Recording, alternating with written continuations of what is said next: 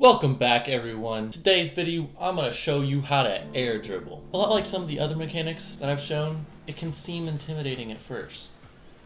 But if you break it down to the bare bones bit, it's really just, it's simple. Like, there's not much to it. In this video, I'm going to show you the ground to air dribble as well as the wall to air dribble. But I'm going to start with the wall to air dribble because I'm already in this training pack. From that first clip, you saw that I was spinning a lot. That is completely unnecessary, okay? You don't have to spin a lot. Like, this is me doing it with no air roll. Like, you don't have to spin. It's really simple. So we're gonna break it down into parts. Part number one is the approach to the shot. Now I realize that I probably should do this part in free play training instead of a training pack because, you know, if you're approaching it, right? Training pack just does that for you. My ideal setup spot is around this mid boost, but you can go extremely close to the goal. You can go extremely far from the goal. It really doesn't matter. What does matter is the angle at which you approach the shot. So let's say I'm going to blue goal right now. This is a decent angle. If I were to just hit it straight up, imagine that I hit it straight forward, it would probably eventually land in the blue goal. Now if I was going for orange, it's not a good angle because I'd have to bring it all the way around. If I was going for the orange net, almost straight up, if not a little bit behind it, this would be the ideal angle. Now I'm gonna show you how hard you need to hit it. You need to hit it hard enough to where it comes off the wall, but does not hit the ceiling.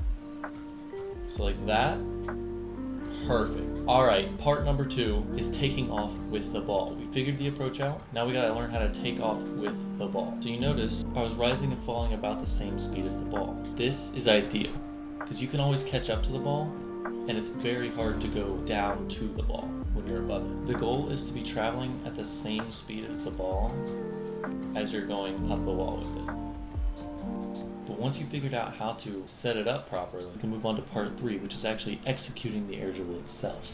All right, we're gonna take off with it, see how the ball is above me, and you just gotta keep hitting it up. That was just a recovery. I made it a lot harder than it should have been. The way I like to approach the ball in the air is get close to it by like tapping my boost, and then once I've almost attached myself to the ball, that's when I like to boost more and more. Like I said in the beginning of the video, if you're not that good at air rolling, it is not necessary. I just did it again, even though you don't have to. I just did minimal air rolling on that one, just to keep my car in line, but you technically do not have to use air roll. This training pack right here is one that I like to use a lot, and I'll link it in the video description. There's 3 great setups for air dribbles, and the pack name is just wall to air dribble, even though that didn't go in. That's just because I'm bad at the game, you know. I would definitely learn the approach before trying this pack, because this focuses more on the post approach, you know. Alrighty everyone, moving on to ground to air dribbles. Enough of that wall to air dribble stuff. Like, what? We don't need to learn about that stuff. It's really the same thing, you know, just from the ground. When I first learned how to ground to air dribble, I actually did not use ball cam. If you feel better not using ball cam, be my guest. I know a lot of people don't use ball cam. It just feels a lot better for me, you know, in general. So with ground to air dribbles, you want to time it where you're going up with the ball, and I would almost get kind of under it like that and tilt up while you're going. You don't need a double jump necessarily, but in some instances to get to the ball faster, a double jump is a lot easier. Now I'm hitting a bit below because I normally double jump, and if I correct with my double jump, it'll work better for me.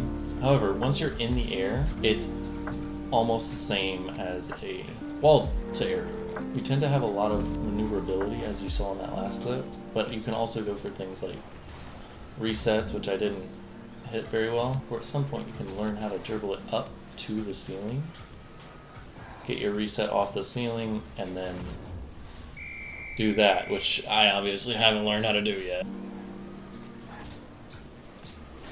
Like that. Oh, I suck though. That'll do it for the video. Let me know if there's any tutorial I can do for you. I can teach to you. I know them all, almost, probably not, but I will try my best to teach you how to do something. Don't forget to like, comment, subscribe, whatever, I don't care. See you in the next one. Peace.